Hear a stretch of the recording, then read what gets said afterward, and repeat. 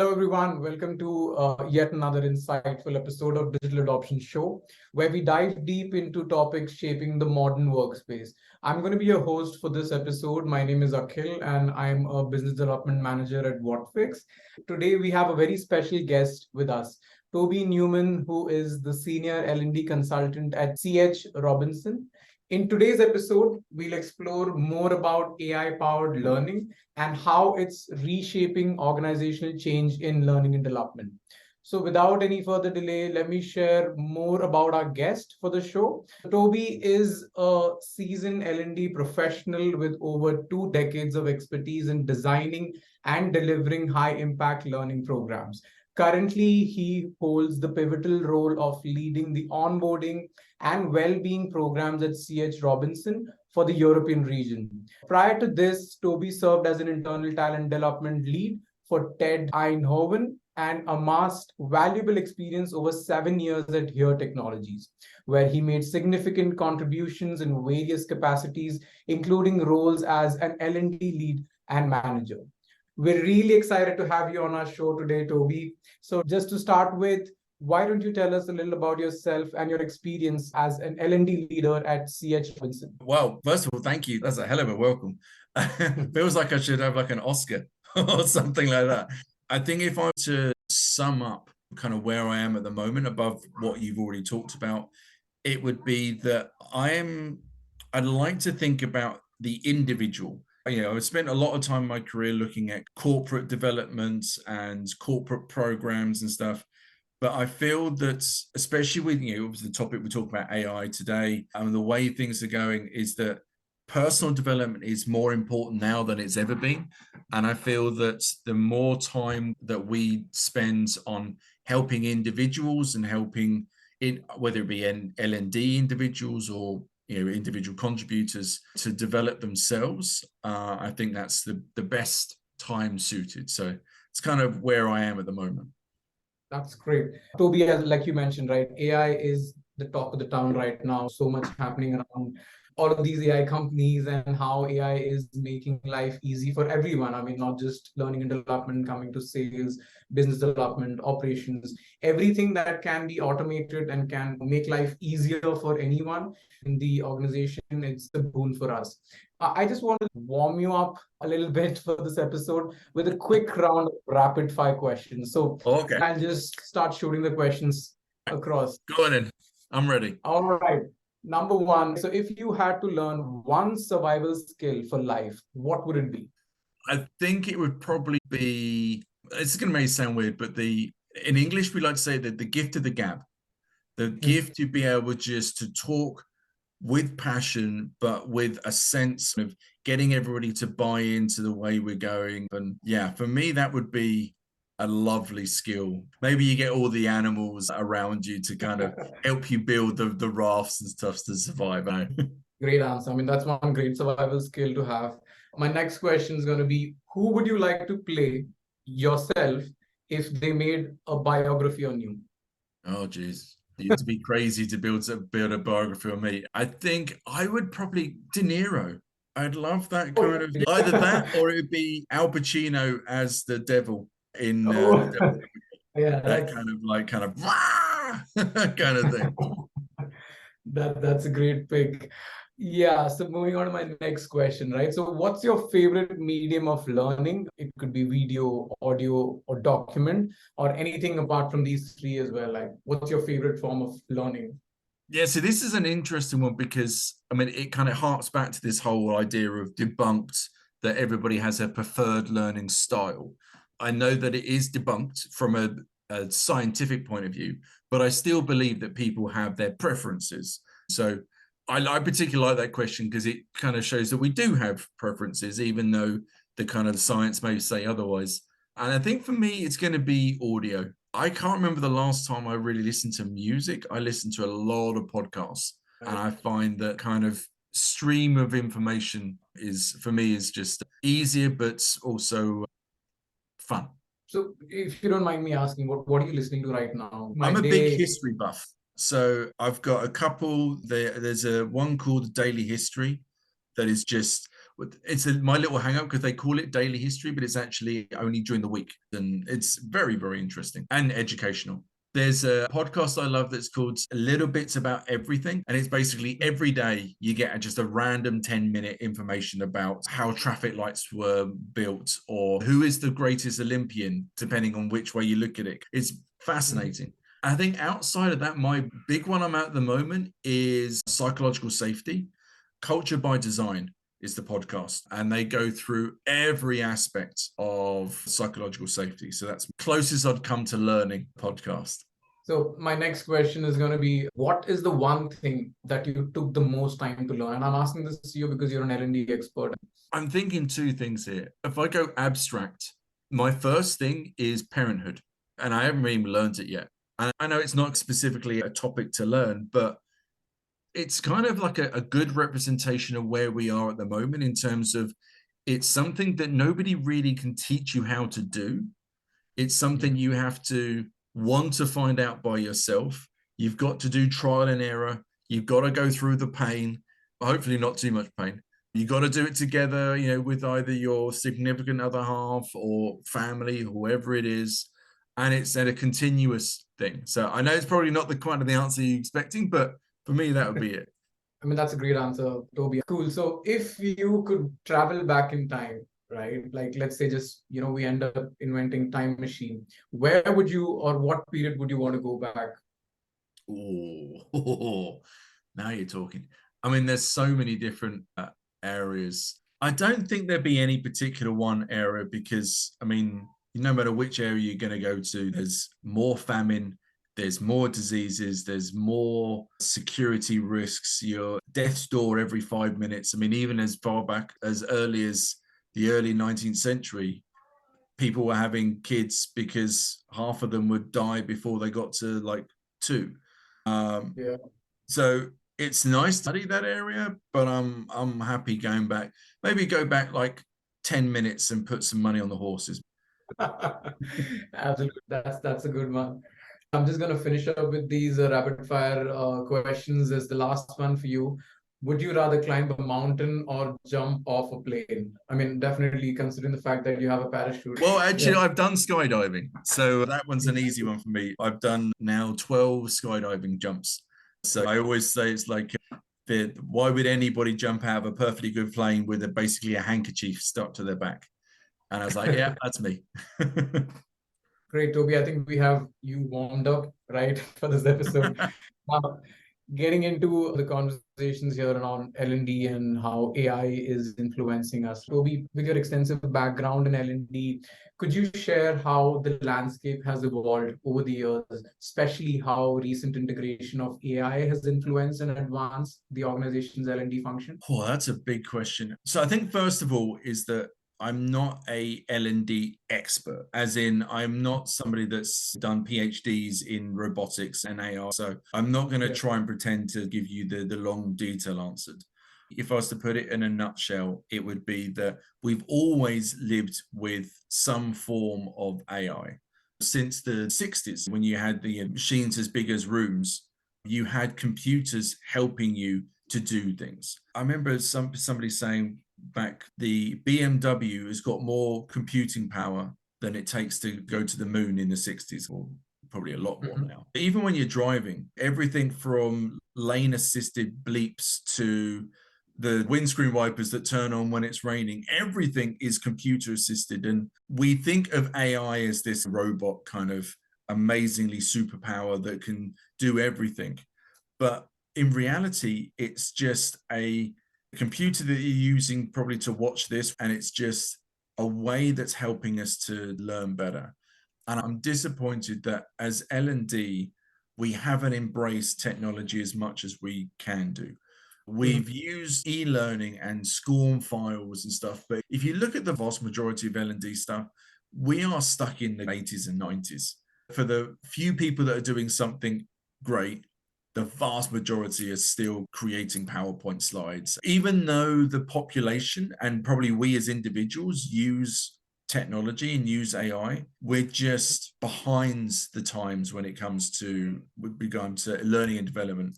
And I think half the problem is that we as learning professionals are scared, but we're worried about, oh, is it going to suit everybody, and how do we need to do it, and are we ready ourselves? I think a lot of L&D people are not technologists. They haven't come from platforms. I mean, the number of people I know that come to me and ask me about, oh, the company is creating an LMS, what do I do?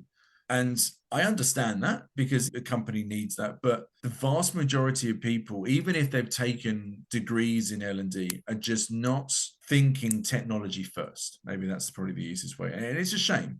And I think because it's going to be something that comes around and, kind of, pardon my language, but kicks us in the ass far sooner than we think.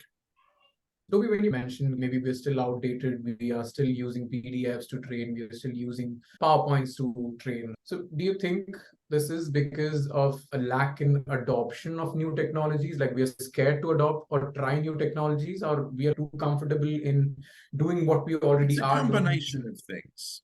There is an element of scaredness, but I think that's because companies put so much pressure on learning and development people to get it right, and so much pressure on them to roll things out quickly and with very little money. The budgets is really tight for any company, but L&D traditionally has always been the worst off because we're always seen as a cost and we're always seen as the last port of call. So whenever there's money, it goes towards other things before learning.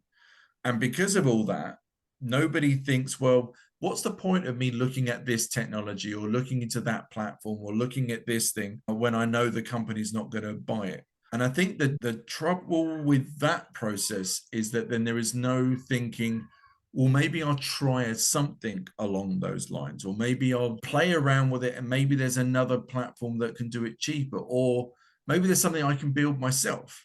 Not saying that you're like coding it, but there are, ways and means to do things. I think the other thing with technology, especially in learning, is that over the last, if we go back to say the 80s and 90s, it was very expensive to be in learning and development. I mean, I remember the day when you had overhead projectors and you used to spend all day laminating things and each slide and stuff. Oh, it's just crazy. And then you've got printouts and handbooks and stuff.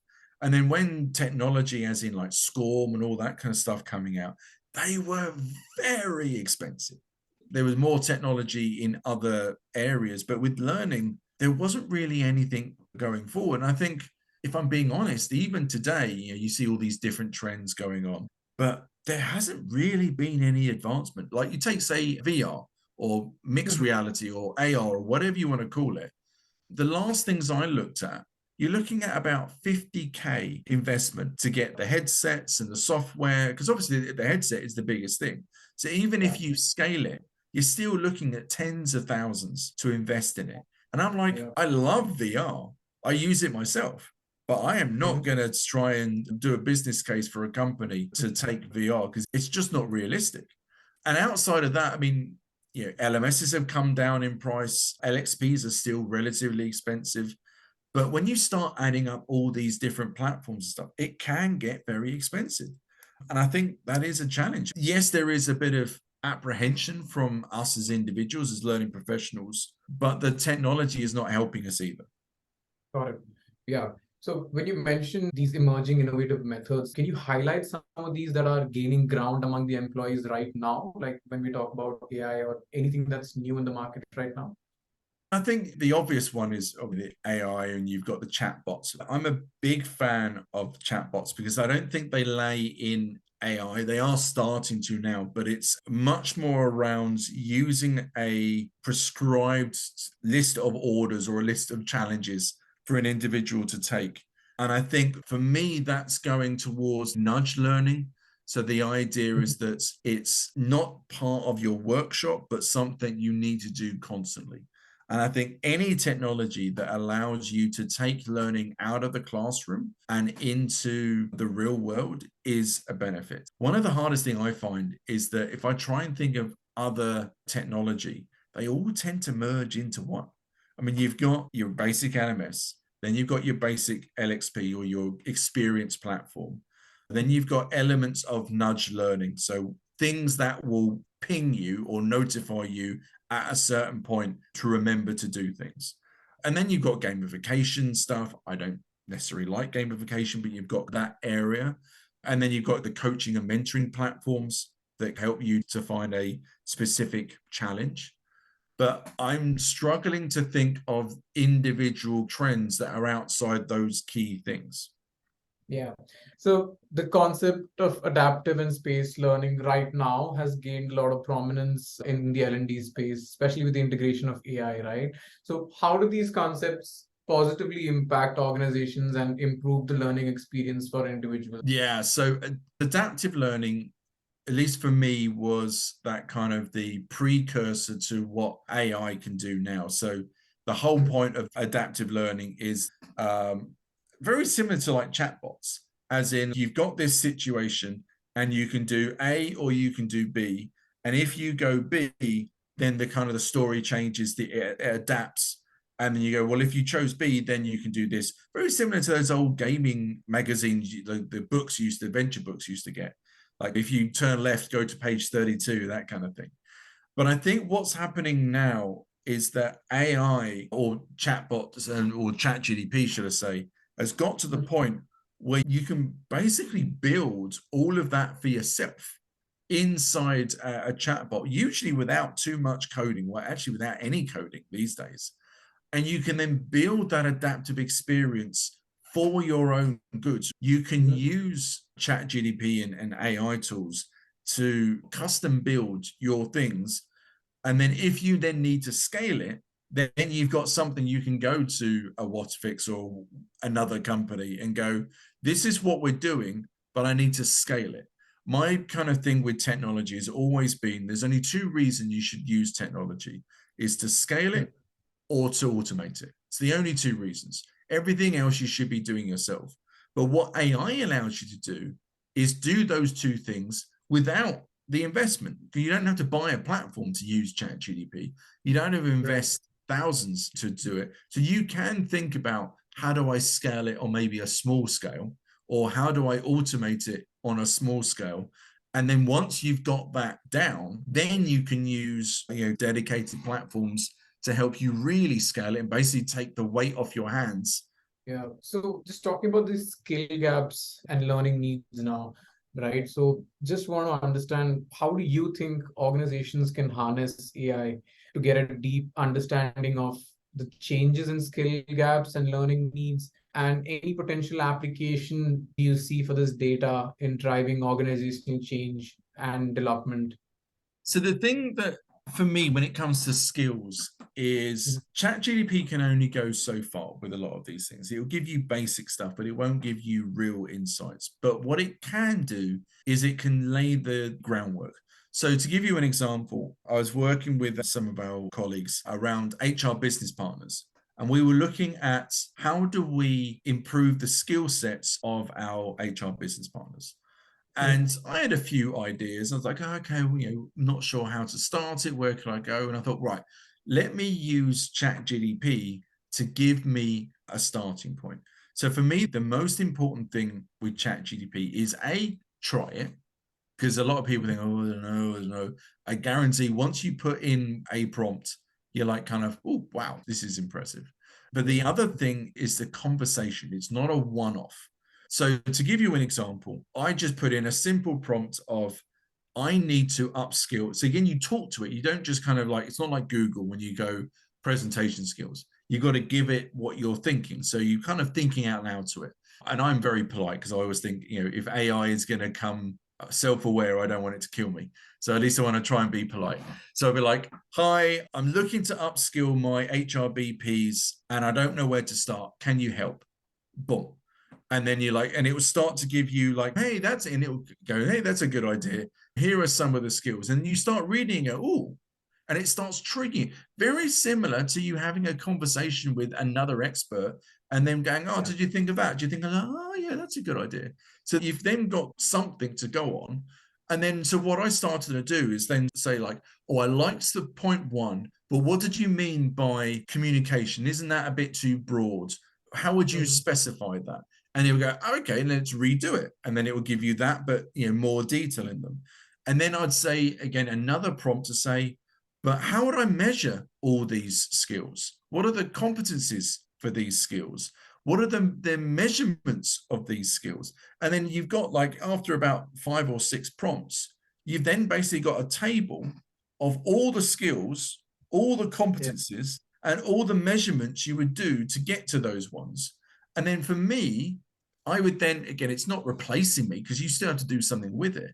I then go to the HR VPs and say, right, everybody, I've got this as a template. What do we think? Are we missing anything? What do we think of the wording? Because obviously it's not our company that I'm using the wording for. It's generic wording.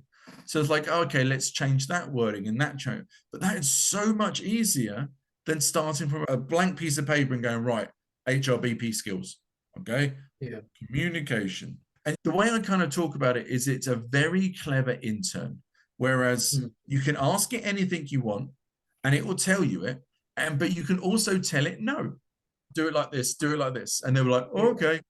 And for me, it's a game changer. Yeah, I think that the most interesting part here was when you mentioned, it's like having a conversation with somebody who's already an expert or a peer in everything. And the one thing I always say is that AI will not replace you. Somebody using AI will replace you, guaranteed. Yeah, I mean, I think we can talk for hours and hours if we just talk about Chat GPT, right? So just coming down to, how we hyper personalize and how we tailor learning to individual needs, right? And in the context of AI powered personalization, what do you see as some of the challenges where we can see in implementing these tailored experiences, and how can AI actually help? If you use some of our best platforms, an LXP, where it will say, based on all the data that we've got, these are some of the videos or the articles or something that we'd recommend to do. That's basically what an LXP does. It gives you a much more personalized view than an LMS, which is just a list of training and you've got to go in it and think which one you want. Where I feel AI can go over the top of that, and where I know a lot of companies are using it as well, is you can program an AI to know you exactly. For example, I've got AI ChatGPT Plus, so I can customize my chats. In my customization, I've put exactly who I am. So like my age, my job, what my passions are, what my interests are, as much as details as I can think about, like who I am and how I like to learn, what I've liked in the past, all these kind of things. So then when I then add that into, I am looking to develop my presentation skills, it already knows my background and not just my history of what I've watched, but it knows everything about me. And because it knows all that kind of stuff, it will not only start recommending training to me, but it will recommend a full structure. It will recommend to say, you need to practice this specific piece of presentation. You need to practice this bit. You need to practice that bit. Go reach out to these people because we know that they are experts in this particular area. So that's where you get your social and practice bit learning. And then because it's built into everything we do, it will then nudge you along the way. For example, I think Copilot can eventually do this in Microsoft. So it will know that when your presentation is due, because it's in your calendar, and it will then prompt you before that to say, hey, Toby, your presentation is due next week. Remember the things we talked about, this, and this. Are you okay with those? Do you want me to give you any extra details or any tips on any of these? And you go, yeah, can I have a quick tip on this? I'm feeling a bit nervous. And you go, yeah, and it boom, boom, boom, boom, boom, boom. So it's like we said before, it's that conversation that you can have with it, but it's ultra personalized because you can now give it as much information as you want. Whereas before you're just hoping that it will give you a full video of go watch this hour-long training on presentation. Whereas now it will say, watch minutes 35 to 37. That's the piece you need. Or even better, it will transcribe the whole video, put it into, because I've done this on YouTube, it will transcribe the whole video and then give you the actions based on that. So you don't even have to watch the video. You just have to do the 4 points that it's told you to do, and you've saved yourself like an hour. That's brilliant. It's like the more you feed The more this, you do it, the more it will feed it. so basically it gets tailored, personalized on whatever you feed it. It keeps on learning with more, it keeps processing and giving It's you like a output. recommendation engine on steroids. It's something else that will, the more companies start to use this, not just individual companies, but learning companies as well. I know they're starting to already, but it is really going to start to personalize. For me, the interesting direction is going to be from an individual point of view. Is it going to be people use things like ChatGPT for their own development? Or do you go down the likes of the LinkedIn learnings of this world, the Udemy's, the degrees, all those kind of things? Because if I was CEO of one of those companies, I would be worried because you can go on YouTube and get the same things for free. And whereas before people think, oh no, it's YouTube. Now with ChatGPT and AI, it can take multiple different videos from multiple different free sources, take all that information, and then not only prepare things for you, but actually do it for you as well. Like I've seen demos of this where it will build you Python codes just by entering prompts. And to give an example that's a bit more down to earth for me, Excel, I used to hate putting in formulas. I'd hate doing that. And I tried it recently, but rather than going into Excel, I went into ChatGPT and said, I need to create a formula. I need to do this and this and this because of this. Go. And it gave me all the instructions. And it even gave me the code to then copy and paste into Excel. That would have taken me an hour to do. And this took me like 10 minutes. And that's just something simple. I mean, like in my company, one of the biggest skills that people are asking for is Excel. I don't need to give you Excel skills anymore because you don't need Excel skills. You need ChatGPT. But the thing is then people will say, well, what do we need us for? We need the analytical skills. That's the bit that ChatGPT can't quite do yet. It can't take what you've put in and then analyze that to your customers' needs or analyze that to our company's needs. That is where we are still the value. The empathy side of things, the storytelling piece, that's where we come in. But all the background bit, all the reporting, all can be automated.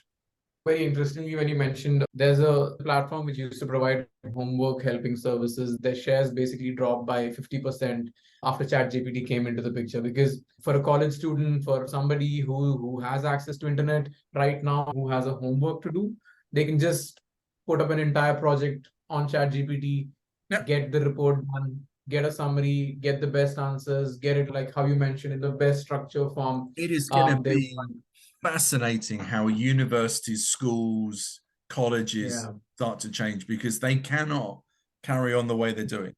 I saw posts of back in the 70s, you saw teachers protesting about using calculators in schools saying it's not right.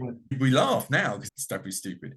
But there are people now saying you can't use ChatGPT. But why? Why not?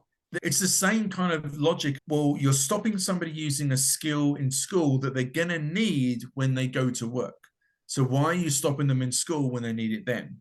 So rather than they need to now start rethinking all their tests, all their exams, anything that's kind of essay written or anything like that, it's no longer, what did Shakespeare say about 20th century work? You could put that in ChatGPT and get an answer in seconds. It's then how do you analyze that and how do you compare and contrast? That's going to be the real challenge piece. And I think learning companies are going to have that same problem. Why do I need to search through a database of hundreds of videos and books when I can go into ChatGPT and it was summarized? I did this a couple of days ago. There was a coaching book that I needed to not read the whole thing, but I wanted to get an understanding of. And I knew there was a digital version of it. So I just went into ChatGPT and there's a plugin that you can do and it will read a PDF. And I said, please analyze this book. And boom, within 2 minutes, I had all the talking points that I needed. Toby, we're about to conclude our discussion on this AI-powered learning. Can you share a compelling example of how data-driven insights have made a significant impact on the success of L&D initiatives? If I was to kind of keep it real simple, I think that the example I used before about the HRBPs, I think that's going to be the biggest area. And I've used it for pretty much every kind of business case and strategy that I'm working on. It is a partner in me. So it's not like I'm doing a strategy or doing whatever I'm doing in learning, and then I'll play around with ChatGPT. This is front, I've got it open all the time. It is my first tab that I open. I don't see it as something that's separate now. It is part of everything I do. So any business case, any strategy, anything that I'm putting in, even I use it for my internal blog. Every other day, I talk about well-being and psychological safety to our company. And I gave little tips and tricks and little things that I found, and little did you knows and stuff, just to keep the awareness going and keep people thinking about it. And I don't use ChatGPT to say, please write me a blog, copy, paste, done.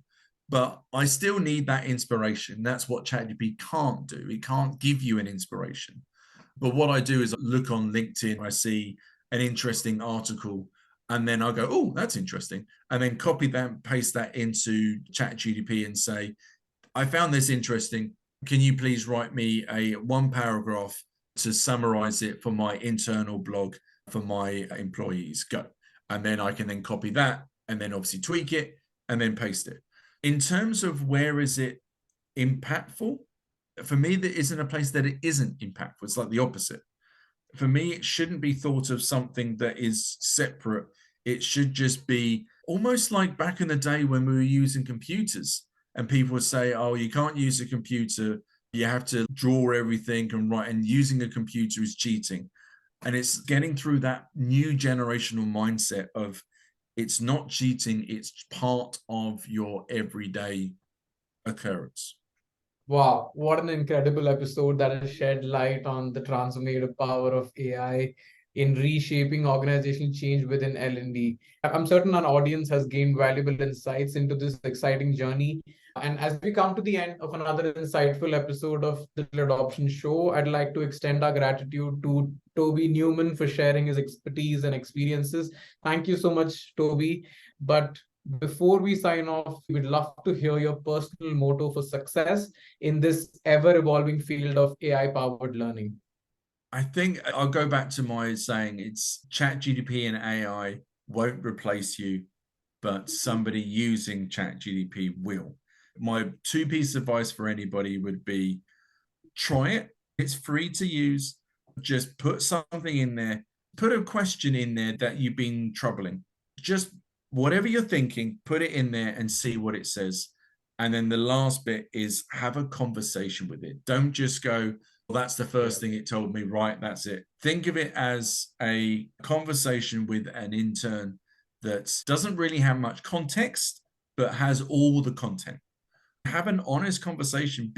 Think of it as a person. Think of it as, why did you say it like that? I don't like it like that. What did you mean by this? Use those common terminology with it, and it will guarantee to give you results. Thank you so much, Toby, for that. And thank you to our listeners for joining us today. Remember to leave your feedback and reviews on platforms like Apple Podcasts, Spotify, YouTube, or wherever you tune in. Stay tuned for more thought-provoking discussions on the future of work. Thanks a lot for joining us. Thank you.